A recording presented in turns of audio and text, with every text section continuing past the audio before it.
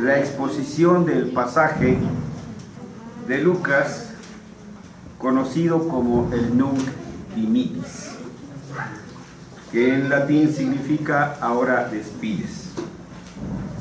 Hemos tenido que dividir este pasaje para enfocar cada uno de los personajes que ahí el Señor permitió que se registraran. Dios allí en su palabra obviamente nos está dando principios claros y concisos respecto del fortalecimiento de nuestra fe y del hacimiento de esa fe. Sin embargo, como en otra parte el apóstol Pablo dice que lo que en otros tiempos ha sucedido, y está hablando de su pueblo antiguo, del antiguo Israel, dice, para nuestro ejemplo han sucedido. Y así entonces Dios usa no personajes extraterrestres, sino hombres y mujeres de carne y hueso como usted y como yo, para de una manera ilustrarnos cómo el Señor puede conducirnos cuando nosotros somos dúctiles y maleables a la palabra de Dios. Hoy vamos a leer, a estudiar precisamente ese pasaje de la respuesta de Simeón, como dice la Escritura. Lucas 2, que es el pasaje que hemos iniciado en su lectura, volvemos a él, Lucas capítulo 2, pero vamos a concentrarnos ahora en el pasaje que va del versículo 25 al 32. Lucas capítulo 2, del 25 al 32. Vamos a hacer esta lectura en forma alternada. Inicio con el primero, dice así: Y he aquí, había en Jerusalén un hombre llamado Simeón, y este hombre justo y piadoso esperaba la consolación de Israel, y el Espíritu Santo estaba sobre él. Y había sido revelado por el Espíritu Santo que no vería la muerte antes que viese al ungido del Señor. Y movido por el Espíritu, vino al templo. Y cuando los padres del niño Jesús lo trajeron al templo para hacer por él conforme al rito de la ley, él lo tomó en sus brazos y bendijo a Dios diciendo: Ahora, Señor, despides a tu siervo en paz, conforme a tu palabra. Porque han visto mis ojos tu salvación, la cual has preparado en presencia de todos los pueblos, luz para revelación a los gentiles y gloria de tu pueblo Israel. Amén. Vamos a orar. Nuestro Señor, nuestro Dios y nuestro Padre, al acercarnos a tu palabra y leerla, al punto nos damos cuenta de nuestras debilidades y de nuestra incapacidad para poder comprender cuál es la altura, la anchura y la profundidad de tus pensamientos. Pero nos acercamos a ti con la confianza y la seguridad de la promesa de nuestro Señor Jesucristo, que tu Espíritu Santo conduce a tu iglesia, tu Espíritu Santo ilumina a tu iglesia para que ésta pueda entender tu voluntad y pueda vivir haciendo tu voluntad y pueda proclamar esa tu gloriosa voluntad. Hoy nos acercamos con ese propósito, orando a ti, Señor, que tengas compasión de nosotros, tu iglesia, tu remanente, el que has rescatado con la sangre de nuestro Señor Jesucristo, para que obras nuestros ojos y nuestros corazones y nos des el entendimiento de tu palabra, para que muevas nuestras vidas, muevas todo nuestro ser, para que vivamos, Señor, haciendo solo y únicamente tu palabra. En el nombre de Jesucristo, tu Hijo, oramos. Amén. El título que dice aquí Jesús, la luz del mundo, pareciera ser una indicación de que vamos a hablar del Evangelio de San Juan, donde nuestro Señor Jesucristo hace esa declaración: yo soy la luz del mundo. Es cierto, Él lo dice y Él lo declara, pero no es la única parte de la Escritura donde habla precisamente de que ese Jesús es la luz del mundo. Y este es el caso de este pasaje que hemos leído, donde nos va a dejar muy en claro que Jesús es la luz del mundo. Pero al mismo tiempo vamos a ser llevados hacia otros pasajes de la Escritura, como en el Antiguo y el Nuevo Testamento, donde queda especificado que Jesús es esa luz del mundo. Decíamos entonces que Jesús, la luz del mundo, viene del mismo en cuestión, el título, ¿sí? Y más que haciendo eco de lo que dice San Juan, sino más bien al testimonio de Lucas, es en el cual nos vamos a centrar. Comenzaremos por el nombre. Empieza en el versículo diciendo: y he aquí, había en Jerusalén. El evangelista nos narra eventos y ahora nos da un indicativo de que cambia a otro evento. ¿Sí? Es un solo pasaje con varios eventos. El primero es el rito de la circuncisión de Cristo. Y nos los describe, y los palominos, y etcétera. Cambia el evento. Y he aquí, es un indicativo de que nos va a introducir, diríamos nosotros aquí ahora, en otro tema. Y nos presenta otro personaje. Y he aquí, había en Jerusalén un hombre llamado Simeón. Este nombre, Simeón, es la transliteración del griego, el griego, así como suena Simeón en griego, es la transliteración griega del hebreo Shmeón, que tiene su raíz en el verbo Shema. ¿Han escuchado del Shema de Israel? No es Shema, es Shema, ¿sí? Lo que pasa es que el Sheba, exactamente, algunos maestros dicen que es no es una tiene otra indicación, ¿sí? Nos indica que esa letra debe de leerse sola. Entonces decimos Shema Israel, Yehová Eloheinu Ahad. Oye Israel, Jehová nuestro Dios, uno es. Entonces, Shmeón, tiene su raíz en este verbo, Shema, que significa oír. Esta palabra tiene también relación con un nombre propio que conocemos y hemos escuchado, Ishmael. ¿Recuerdan? Ishmael, que significa Shema, que es oír, y el Dios. Ishmael significa Dios oye. Ahora, ¿qué significa Shmeón? Que es Simón en español. ¿Para qué nos complicamos, verdad? Mejor hubiera dicho de una vez Simón. Pero no, hermanos. Es que Ebenroner decía, toda la vida es religión. Nosotros entonces debemos entender que toda nuestra vida es una perenne confesión de fe. En todo lo que hacemos, confesamos nuestra fe. Y lo he dicho en otras ocasiones y lo seguiré diciendo. Los nombres de nuestros hijos son un acto de fe de los padres. En el nombre que nosotros le ponemos a nuestros hijos, estamos confesando en que creemos. ¿Sí? Entonces, si a alguna mamá se le ocurre ponerle no sé qué, ¿cómo se llaman estos artistas? Bueno, que sea. Brad. La mamá que le pone Yesenia a su hija. Bueno, etcétera y etcétera. Pues lo que pasa es que le impactó esa lloronovela, ¿verdad? De Yesenia. Pero entonces vean ustedes aquí los padres hebreos, los nombres eran una confesión de lo que creían. Y así entonces, Shmeón significa el que ha sido escuchado.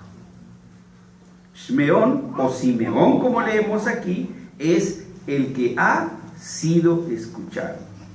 Luego esto nos indica, y como más adelante el texto también lo hace claro, Shmeón, Simeón o Simón era un hombre que siempre estaba orando por el cumplimiento de la promesa. Él estaba a la expectativa de cualquier señal que indicara la llegada del ungido de Jehová, es decir, el Cristo. Alguien al describir este cántico de Simeón, lo describe como el último de los himnos hebreos y el primer himno cristiano.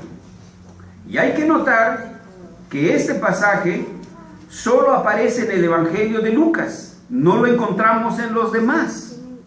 Y sugiere que la intención de Lucas es que se entienda que el Evangelio no es solo una noticia agradable, sino además el Evangelio es un mensaje musical, de manera que cuando nosotros proclamamos el Evangelio, no es suficiente declarar que lo que Dios ha hecho para salvarnos, sino que esta buena noticia debe de ser celebrada con una canción.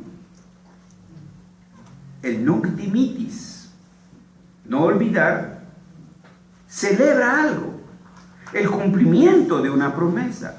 Y como ya hemos dicho en otras ocasiones, ¿qué es lo que significa celebrar? Celebrar, hemos mencionado, significa recordar, reconocer y regocijarse. Y vean ustedes estas tres cosas en el testimonio de Simeón. Simeón, dice la Escritura, era un creyente piadoso. Lo empieza a describir. Y he aquí había en Jerusalén un hombre llamado Simeón. Y este hombre era justo y piadoso. Es decir, vivía de acuerdo a la palabra de Dios. No quiere decir que era perfecto, sino que él buscaba cumplir con la voluntad de Dios. Y la otra frase, nada nimio, nada simple. Dice, esperaba la consolación de Israel. No estaba viendo a ver qué partidos iba a celebrar mañana o hoy en la tarde, ¿sí? No estaba viendo el calendario a ver cuándo son las vacaciones de Semana Santa y para ir haciendo el apartado para irme a Acapulco o no sé a dónde. Tenía la vista fija en algo, en un escatón, en un futuro. Y la consolación de Israel era que el Mesías iba a llegar a su pueblo. En ese consuelo vivían. Entonces él todos los días desayunaba, comía y cenaba, pero estaba pendiente de esa promesa que un día Dios la iba a cumplir. Porque sabían que Dios no es hombre para que mienta, ni hijo de hombre para que se arrepienta. Y nos hace una nota muy importante. Y el Espíritu de Jehová estaba sobre él, el Espíritu de Dios. Entonces Simeón era un creyente piadoso, que había vivido una vida larga y plena, y hacia el final de sus días, todavía tenía un agudo sentido de la expectativa de lo que Dios haría con su amado pueblo de Israel. En las palabras de Simeón se nota su perseverancia a través de muchos años de expectación. Y además se nota también la sabiduría de este hombre, para que por la gracia reveladora de Dios fuera puesto en capacidad de ver lo que Dios estaba haciendo. Es decir, cuando vivimos en permanente contacto de Dios, a través de los medios de gracia que Dios nos ha dado, para alimentar nuestra fe, esto es la oración, esto es la escritura, esto es la comunión de los santos, somos capaces entonces de ver las señales que Dios da en cuanto a sus cumplimientos, en cuanto al cumplimiento de sus promesas. Siendo un hombre que conocía las escrituras, siendo un hombre de oración, siempre un hombre que vivía en esa expectativa, él podía ver entonces esas señales. De manera entonces que Simeón ha estado esperando. Se ve que Simeón ha estado pendiente de cada señal, que guarda la esperanza con gran expectativa. Y ahora ha llegado ese momento, el de la esperanza cumplida. El Mesías ha llegado y se ha manifestado a su pueblo. Dice el versículo 26, y le había sido revelado por el Espíritu. Pero el Espíritu Santo no es una varita mágica que pum, te hace ver ya las cosas, sino que el Espíritu Santo usa la Escritura. Y conociendo las promesas de Dios registradas en la Escritura, entonces el Espíritu Santo usa eso para llevarnos entonces al fortalecimiento de nuestra fe y también de la esperanza. Dice, y le había sido revelado por el Espíritu. Pero no fue así, algo así como un acto de sublimación místico y que te pones como en el yoga, no los ponen allí. No. Conocía las Escrituras y el Espíritu Santo le hizo ver, mira, este es. Leemos entonces, dice, que el Espíritu Santo le revela que no vería la muerte antes que viese el ungido del Señor. En griego, cuando leemos esta parte dice, ton Christon Kyrio, que vería al Cristo. Entonces el pueblo de Israel vivía en esa esperanza. Actuaba, trabajaba, se divertía, tenía ratos alegres, pero siempre con la mirada fija hacia esa promesa que un día se iba a cumplir. Fueron años, miles de años, hermanos, siglos, pero el pueblo de Israel nunca perdió la esperanza. Hoy en día todavía hay judíos, mantienen viva esa esperanza. Obviamente ellos no han podido ver que el Mesías ya llegó, sin embargo siguen con esa expectativa. Sus canciones, cuando uno escucha, dicen, ¿dónde estás, Mesías? ¿Dónde estás? Bueno, ya diríamos en griego, Christos, ¿no? ¿Dónde está el Mesías? Les he comentado que hay rabinos que hacen cálculos y dicen que este año, 2014, llega el Mesías. Bueno, son sus conclusiones. Pero no solamente eso vemos ahí. Movido por el Espíritu, vino al templo. ¿Por qué? Porque tenía un sentido específico de anticipación. Miren, diga al niño, prométale algo a la mamá, porque no quiere llevarlo al mercado, ¿sí? Espérame aquí y te traigo un carrito, espérame aquí y te traigo esto. ¿Y qué hace el niño? Está en la puerta esperando que regrese la mamá. Y resulta que llega y se le olvidó. Bueno, esa es la mamá, pero no Dios, ¿sí? No Dios. Entonces el niño está a la expectativa y le dice a todo el mundo, y le dice a su hermano, y si está ahí su tía, y si está ahí su tío, y mi mamá me va a traer esto, y mi mamá, y es una constante expectativa. Esa es la vida cristiana, hermanos. Una expectativa, un sentido específico de anticipación, lo cual podemos identificar con una gran expectación. Es decir, conservan una sensación personal de que deben tener una experiencia particular en su vida a fin de poderse sentir completos. Ese es en el plan cotidiano de la vida. Para Simeón, una cosa era el evento más importante del mundo: la venida de la salvación de Dios en Cristo. Simeón esperaba esto con una gran expectación. Toda su vida había aguardado esta esperanza, porque conocía el pacto de Dios. Esta es la clave, hermanos, que Dios es un Dios de pacto, que Dios hace promesas con su pueblo, que Dios se compromete con su pueblo y que cumple esas promesas para con su pueblo. Cuando conocemos el pacto, cuando conocemos las doctrinas del pacto, las promesas del pacto, entonces entendemos hacia dónde debemos de ir. Simeón siempre vivió esperando esa promesa. La expectativa de Simeón fue, por supuesto, intensificada por el hecho de que había tenido una revelación personal del Espíritu Santo. A él específicamente se le dijo que no iba a morir hasta que viera el Cristo, el ungido de Jehová, el Mesías. Y por eso Simeón vivía en una permanente expectativa. Y ese es el punto central del canto de Simeón.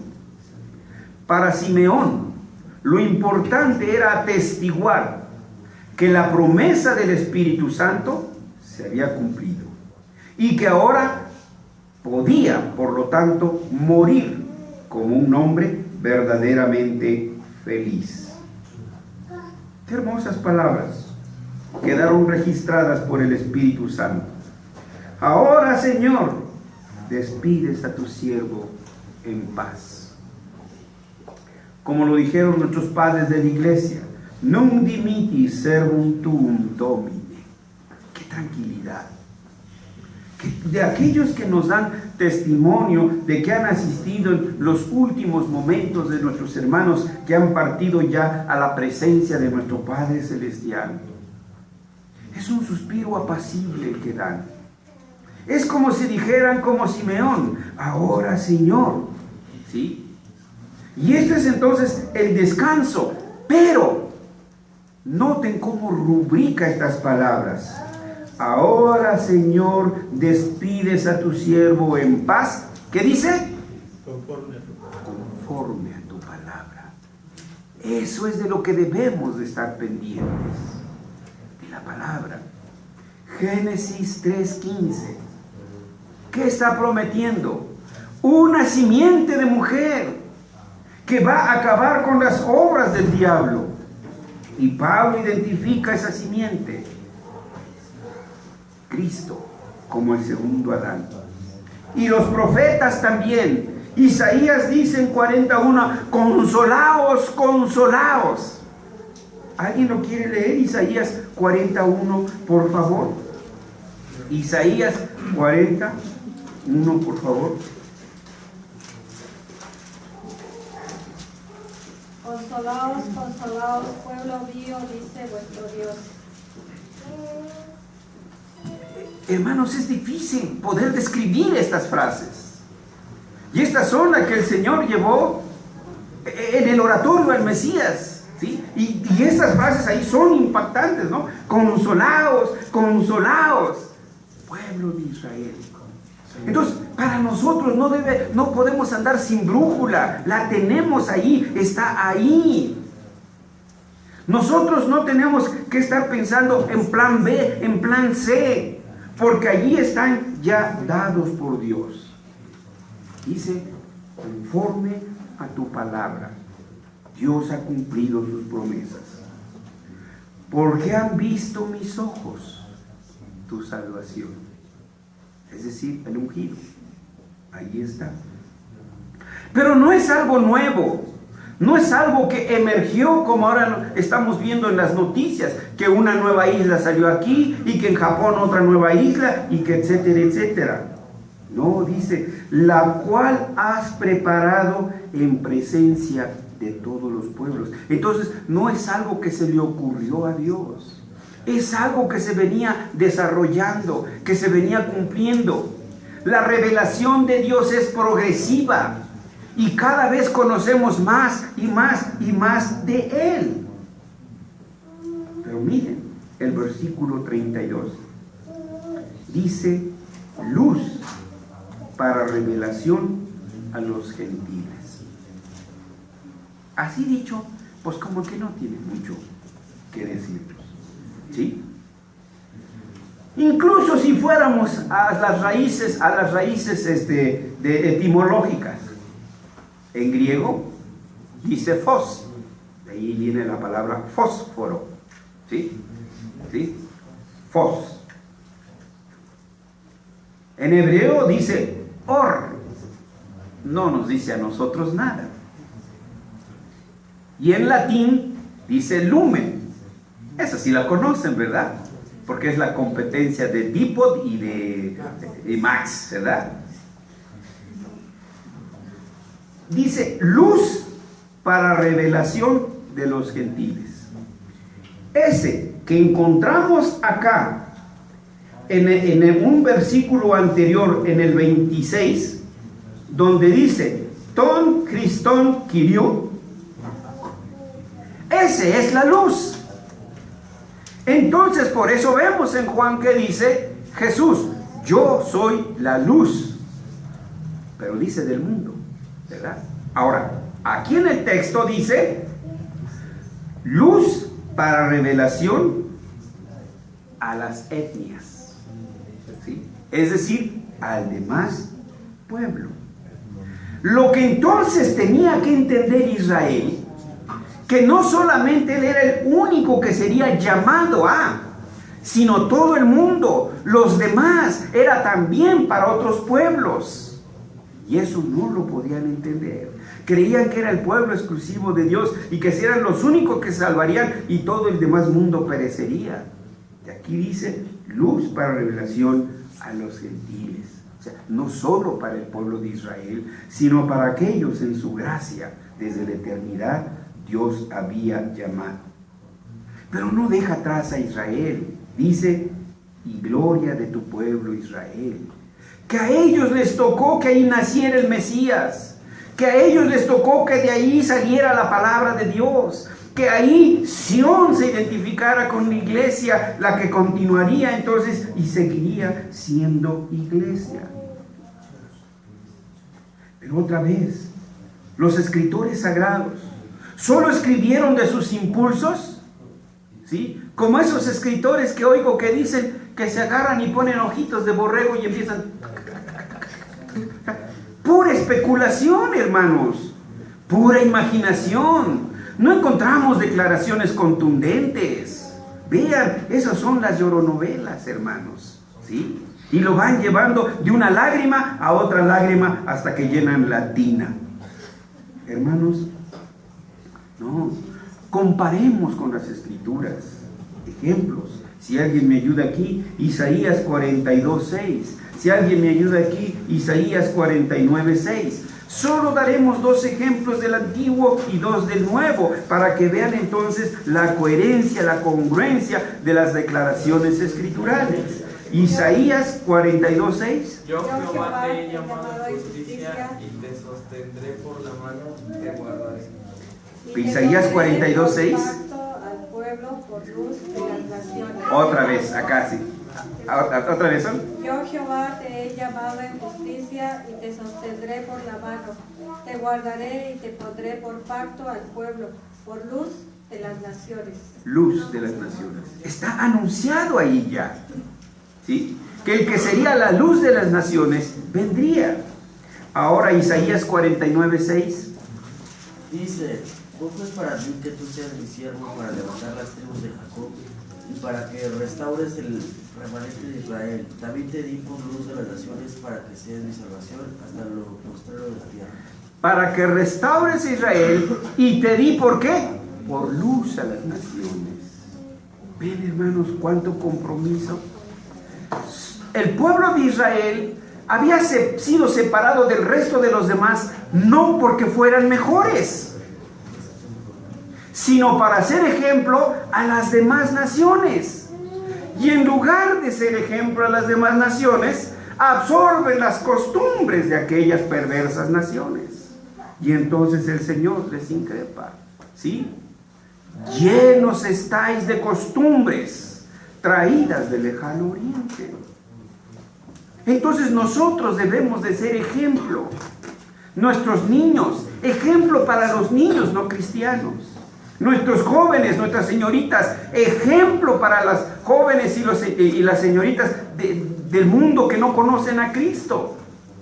Y no imitándolas a ellas, vistiéndose como ellas, hablando como ellas. Los adultos también. Nosotros somos ejemplo, o debiéramos de serlo para Él. Nosotros los creyentes de este siglo, dije que iba a mencionar 2 citas del Nuevo Testamento, por favor ahora ayúdenme, en esta fila Hechos 13:47 y en esta otra fila por favor Hechos 26:23.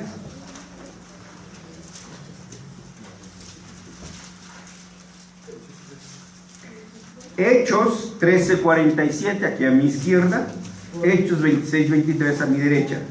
¿Alguien lo tiene? Sí. Porque así nos ha mandado el Señor diciendo, te he puesto para luz de los gentiles, a fin de que seas para salvación hasta lo último de la tierra. Ahora fíjense, así nos ha mandado el Señor. Y está citando ¿qué? A un profeta. Te he puesto para luz. Nosotros hemos sido llamados para hacer luz en medio de estas tinieblas que hay aquí, hermanos. Y Hechos 26, 23. Que el Cristo había de padecer y ser el primero de la resurrección de los muertos para anunciar luz al pueblo y a los gentiles. Para anunciar luz y al pueblo. ¿Y a quién? A Israel y a nosotros. ¿Sí? Entonces, vean, en ese sentido, la salvación es universal. ¿Sí? En ese sentido, es decir, que abarca a todas las naciones. Obviamente son los elegidos de las naciones. ¿A qué viene todo esto? Entonces, para nosotros, hoy, 26 de enero del 2014, nosotros los creyentes de este siglo XXI, debemos ver este evento en un par de direcciones. Por un lado, es la de reconocer que el cumplimiento de todas las expectativas ha venido en la persona de Cristo. Esto es importante, hermanos. Por tanto, si esto ya se ha cumplido en esa persona que es Cristo, no pueden surgir más redentores, ni pueden surgir más Mesías. Uno solo. Ni mucho menos se tienen que inventar obras de supererogación para merecer la gracia. No tenemos ya. En Cristo todas están cumplidas. Y además, por eso, usted no tiene que, para que su oración sea efectiva, pararse a las 3 de la mañana e irse al Cerro del Judío o irse a no sé dónde para orar, para que su oración pueda ser oída. No, porque abogado tenemos, intercesor tenemos, nuestro Señor Jesucristo. En Él ya está todo completo. Y además, todas aquellas ceremonias religiosas que apuntaban hacia Cristo no eran más que sombras de lo que estaba por venir. Pero toda vez que el Mesías ha llegado, las ceremonias quedan abolidas. No tenemos que repetirlas. Entonces ahora hay gente preocupadísima que si en la Santa Cena galletas saladas o que si pan Bimbo, ¿no? Sí, ahí consumimos entonces nuestras luchas y debates teológicos cuando hay cosas más importantes que declarar en el mundo. Un mundo que no se dirige por la palabra de Dios. La segunda dirección está en que con el mismo anhelo expectante que Israel esperaba la llegada del Mesías, así también es la misma esperanza y la misma expectación de la iglesia del Nuevo Testamento hacia la segunda venida de Cristo. ¿Pensamos en esto, hermanos? ¿O solo está pensando en su graduación? ¿O solo está pensando en su cheque de quincena? ¿O solo está pensando en la casa que va a comprar? Todas esas cosas son buenas, pero no debemos de perder la brújula hacia la segunda venida de Cristo. Como dice el escritor, puestos los ojos en Jesús, lo cual significa que miramos hacia el escatón, es decir, hacia el futuro, que miramos hacia la parusia, es decir, la futura segunda venida de Cristo. Cristo ha prometido que va a venir por segunda vez y que todo ojo le verá. Si estamos pendientes de las Escrituras, y si la Escritura dice que todo ojo le verá, ¿cómo es que alguien una vez nos dijo que por ahí, por el, creo que por el Ajusco, que ya estaba ahí el Mesías y que venía en una túnica blanca y salió en el sol de México, hermanos? Estoy hablando de hace unos 20 años, creo. Pero si usted lee la Escritura, ¿qué dice? Todo ojo le verá. Va a ser un evento que todo mundo lo va a ver, creyentes y no creyentes. Dice, todo ojo le verá. Por eso debemos de estar pendientes de las Escrituras, para que no nos engañen. Si les dicen, mirad está acá, no les creáis. Mirad está allá, no les creáis, porque usted tiene el ancla segura. Su fe está asegurada en las promesas de la Escritura. Nosotros, su iglesia, al igual que Simeón, anhelamos verlo con nuestros propios ojos. ¿O no le conmueven las entrañas, hermanos, aquellas palabras del apóstol Pablo, del apóstol Juan? Dice, vimos su gloria, lo tocamos, vivimos con él. ¿No debe de ser ese nuestro mismo anhelo, nuestra misma esperanza, ver con nuestros propios ojos a nuestro Redentor? Ese debe de ser nuestro anhelo, y debemos de atesorar la esperanza de que algún día lo veremos. Job, en toda su desesperación, hermanos, en toda su desesperación, todavía tenía la fe y la fortaleza para decir, yo sé que mi Redentor vive, y que aún desecha esta mi carne. Acuérdense que no era simple rima de poesía. Él tenía grandes comezones, grandes llagas, y se rascaba con un guijarro, ¿no? Con un tiesto ahí. Imagínense, yo creo que sangraba, y a lo mejor hasta el hueso se le veía. Entonces las palabras de él tenían impacto. Yo sé que aún desecha esta mi carne. ¿Qué dice? He de ver a mi Redentor. Entonces nosotros, pese a las alegrías, pese a las angustias, pese a todo, estamos seguros que un día veremos a Jesús. Cara a cara le veremos. Jesús a menudo reforzó esta idea en sus parábolas, una y otra vez. Él nos animó a vivir a la expectativa de su segunda venida. ¿Se acuerdan de aquel siervo al que le dejó encargado su señor que cuidara de su hacienda? Y dice que aquel siervo malvado, ¿sí?, como si su señor nunca fuera a venir, empezó a despilfarrar, y luego su señor le pide cuentas. En fin, hay muchas parábolas que podemos encontrar ahí. Él nos animó, nuestro Señor Jesucristo, a vivir a la expectativa de su segunda venida. Qué bueno que estamos logrando un éxito aquí, un éxito allá. Eso es bueno, hermanos. Pero no perdamos la brújula, la parucia de Cristo. Él va a venir por segunda vez. Esto es algo que debe caracterizar fundamentalmente el sentido de la vida cristiana.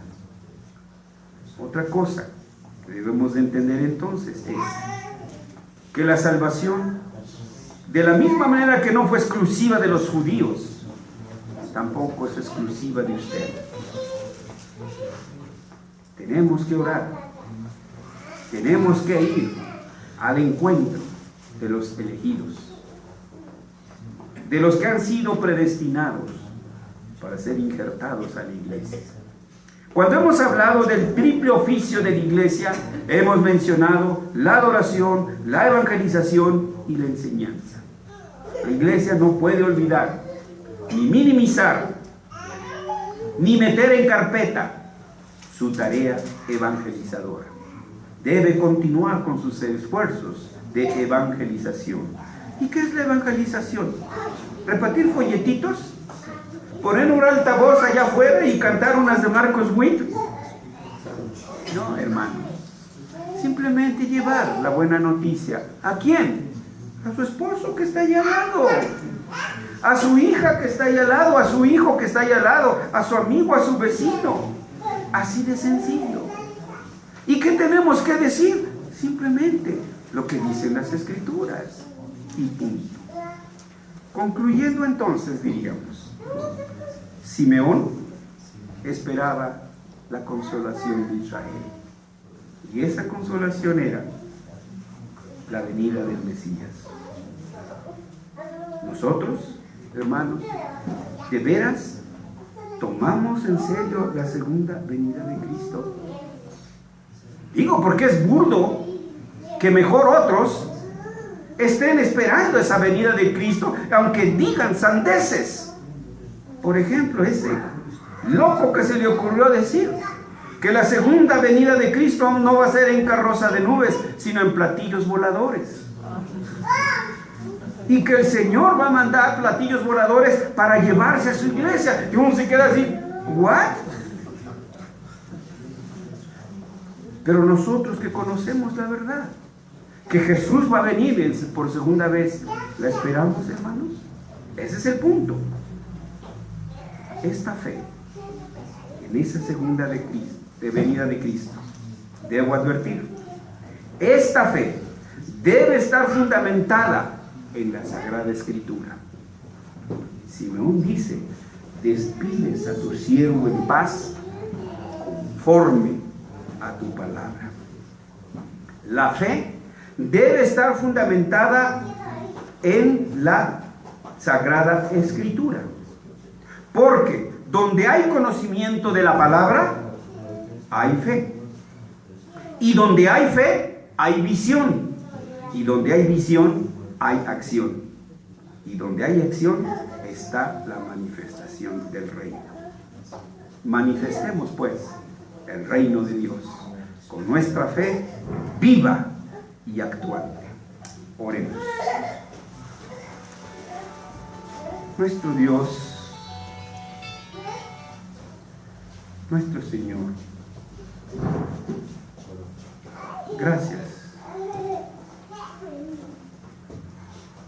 por tu paciencia para mostrarnos el sentido de nuestras vidas.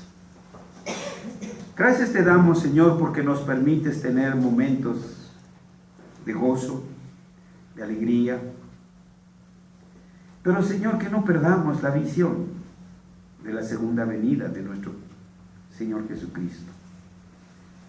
Pero que esa segunda venida, Señor, no es simplemente que nos sentemos en la banca a esperar hasta que venga nuestro Señor, sino que esta esperanza implica una fe viva, una fe que actúa, una fe que irrumpe este reino, una fe que arrebata este reino para tu gloria, Señor. Señor, perdónanos aquellos que somos abúlicos, aquellos que somos pasivos, aquellos que estamos como inertes, como muertos. Levántanos, Señor, con el poder de tu palabra, el poder de tus promesas, que nuestra fe sea una fe viva, una fe que actúa, una fe que se proclama y que proclama tu reino. No permitas que nuestros labios se enmudezcan ante aquellos que debemos de dar testimonio. Te lo pedimos en el nombre de Jesucristo, tu Hijo, y fortalece nuestra fe, Señor. En su nombre oramos. Amén.